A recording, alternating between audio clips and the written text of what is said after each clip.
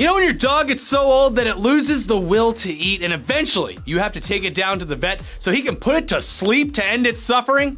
That's what Activision just did to the once legendary MLG. Here we go!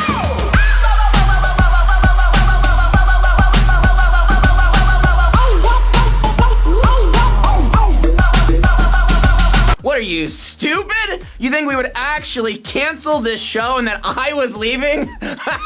Okay, well, one of those things is true. Yeah. But for now, everything is just fine and T.U.G.S is continuing to power on leaving a path of journalistic destruction in its wake. So what the hell are we attempting to understand this week, Ricky? Well, Brett, Happy New Year.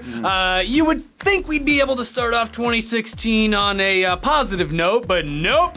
Seems like a bunch of game companies and platforms really fucked off these past few weeks, and people need to know about it. But first, the topic at hand. We reported previously that MLG had basically hung a giant for sale sign on its door, which probably should have read, "Please, for the love of God, someone buy us. We're in a ton of debt, and we don't know how much longer we can afford to make it look like we are one of the remaining leaders in esports coverage." I'm so excited for so many people we know to watch this episode. There were rumors floating around that maybe Yahoo was going to pick up MLG, but as you've probably seen in recent news, Yahoo doesn't even know how to run a simple premium content platform that they developed internally, let alone buying up some shit they know nothing about. Yeah, they lost something like $40+ million with Yahoo Screen and promptly shut that shit down. Yeah, well, we'll be damned if the biggest monopoly in video games, Activision and Blizzard, didn't see this sale as an opportunity to continue their efforts to corner the market and eventually own all of gaming. Seriously, this is some Comcast buying NBC level antitrust fuckery going on here, Brett. Anyways, the writing was on the walls 2 months ago or so when it was announced that MLG founder Mike Sepso had accepted a job as Senior Vice President of Activision Blizzard Media Networks. So this isn't really a surprise, but what does it actually mean for MLG? According to the press release, not much. No. It states that, quote, MLG will continue to operate MLG TV, MLG Pro Circuit, and Game Battles platforms, and will continue to work with its partners and other publishers across the industry. But according to eSports Observer, which apparently is in fact a thing, MLG is going to be dissolved, and they were quoted as saying that stockholders in the company, most likely some of its employees, might be getting screwed. In their post, they say, stockholders not in these categories are largely meeting the decision in disbelief. Some speculate that the majority of the sale will go towards paying off MLG's debts, leaving little to go around for the remaining stockholders. MLG has filed for multiple debt financing rounds this year alone for a sum of over $6 million. I got fucked on stock, said an affected stockholder who wanted to remain anonymous. I can see why.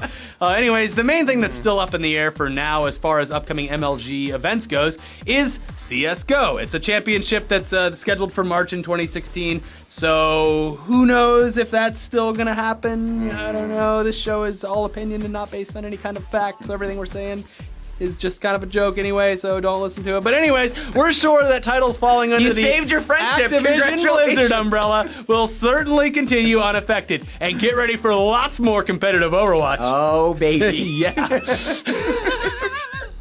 Good to be back, huh? Oh, it's so good! Yeah. 2 more episodes, but okay. Make the most of it. But that's not the only garbage news being churned out by our trusty RSS feeds, because, as is tradition, lots of online gaming services were down over the holiday break, and the glorious PC Master Race community didn't escape unscathed this time around because their heavenly, holy, perfect in every way gift of a platform, Steam, had some pretty serious issues plaguing it while gamers attempted to throw money at them during their annual Steam holiday sale. Just take it!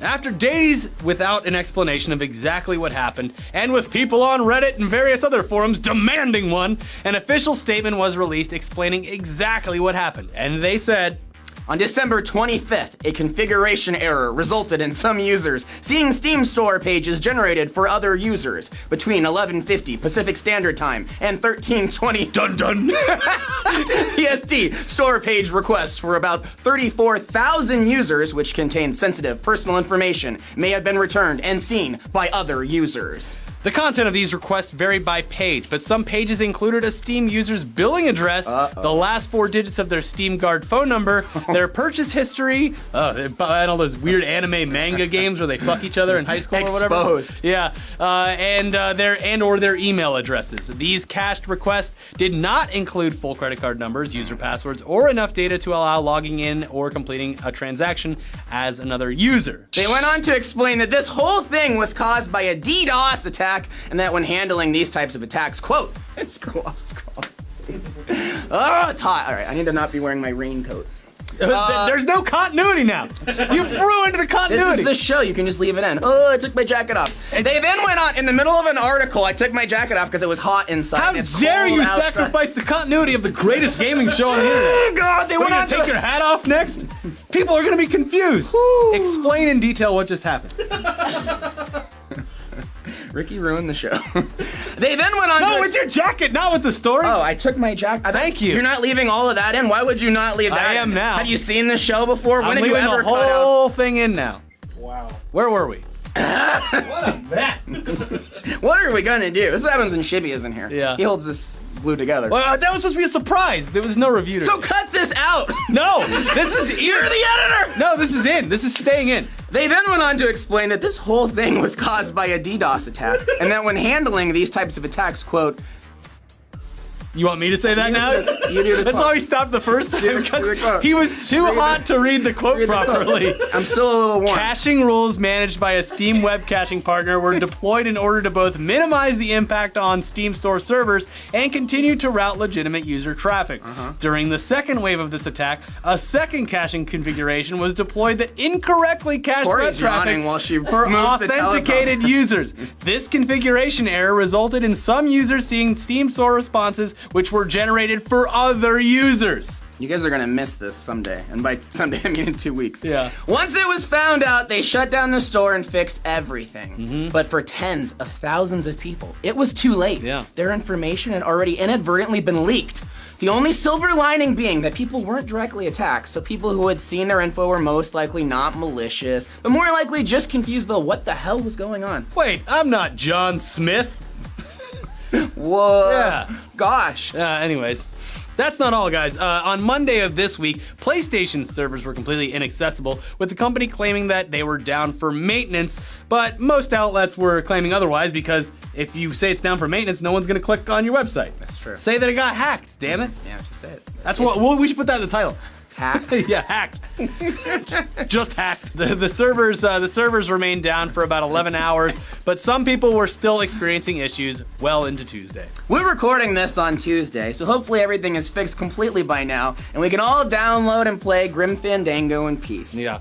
Now, in other completely disappointing news, it looks like the Oculus Rift's touch controller is going to be delayed until at least the second quarter of 2016, so don't expect to be able to get your hands on it or in it or however it works until at least summertime.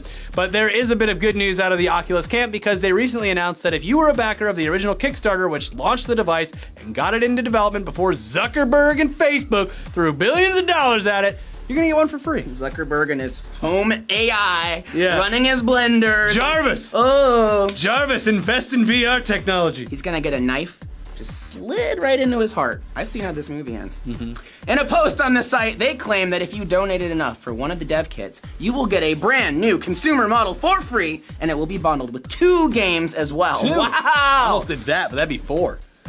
You're right. You're right. So finally, someone on Kickstarter wins. It's no coolest cooler, but it's something. Yeah, I love that coolest cooler.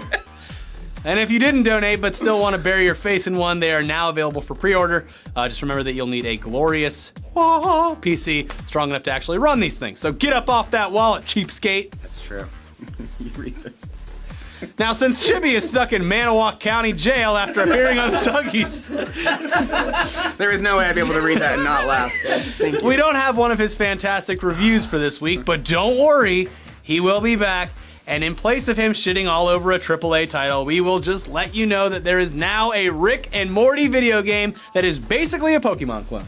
It's called Pocket Mortys, and it will be available on mobile platforms for free starting January 14th. The game looks, well, it looks exactly how you think it does. Yeah. A reskinned Pokemon with characters from Rick and Morty. Could you ask for anything greater than this to hold you over until the next season? No. Maybe.